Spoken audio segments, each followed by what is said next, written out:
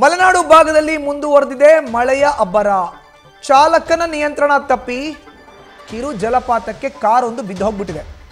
ಮಲೆನಾಡು ಭಾಗ ಸಿಕ್ಕಾಪಟ್ಟೆ ಮಳೆ ಈ ಸತಿ.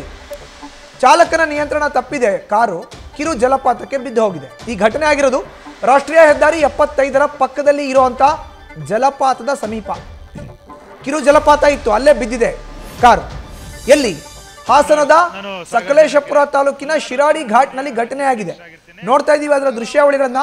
ಕಾರೊಂದು ಕಿರು ಜಲಪಾತಕ್ಕೆ ಬಿದ್ದೋಗಿದೆ. ಹಾಸನ ಜಿಲ್ಲೆಯ ಸಕಲೇಶಪುರ ತಾಲೂಕಿನ ಶಿರಾಡಿ ಘಾಟ್ನಲ್ಲಿ ನಡೆದಿರುವಂಥ ಘಟನೆ ಇದು. ಕಾರ್ನಲ್ಲಿದ್ದವ್ರಿಗೆ ಯಾವುದೇ ತೊಂದರೆ ಆಗಿಲ್ಲ, ದೇವರ ದಯದಿಂದ. ಬೆಂಗಳೂರಿನಿಂದ ಮಂಗಳೂರು ಕಡೆಗೆ ಹೊರಟಿತ್ತು ಈ ಕಾರು. ಕ್ರೇನ್ ಮೂಲಕ ಕಾರನ್ನ ಮೇಲೆತ್ತಿದ್ದಾರೆ ಪೊಲೀಸರು. ನೋಡ್ತಾ ಇದೀವಲ್ಲ, ಇದೇ ಕಿರು ಜಲಪಾತಕ್ಕೆ ಕಾರ್ ಬಿದ್ದೋಗಿದೆ. ಸಿಕ್ಕಾಪಟ್ಟೆ ಮಳೆ. ಹಾಸನ ಜಿಲ್ಲೆಯ ಸಕಲೇಶಪುರ ತಾಲೂಕಿನ ಶಿರಾಡಿ ಘಾಟ್ ಬಳಿ ಇರುವಂಥ ಕಿರು ಜಲಪಾತಕ್ಕೆ ಕಾರೊಂದು ಬಿದ್ದೋಗಿದೆ. ಕಾರ್ನಲ್ಲಿದ್ದವ್ರಿಗೆ ಏನೂ ಆಗಿಲ್ಲ. ಬೆಂಗಳೂರಿನಿಂದ ಮಂಗಳೂರು ಕಡೆ ಈ ಕಾರ್ ಹೊರಟಿತ್ತು.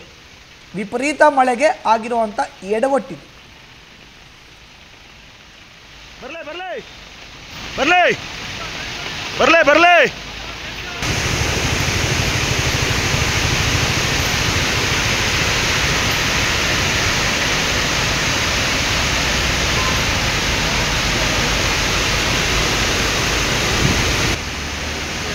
ಬಾಡಿಗೆ ಹಾಕು, ಬಾಡಿಗೆ.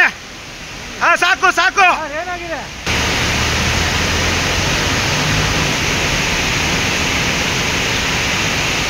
ಸರ್,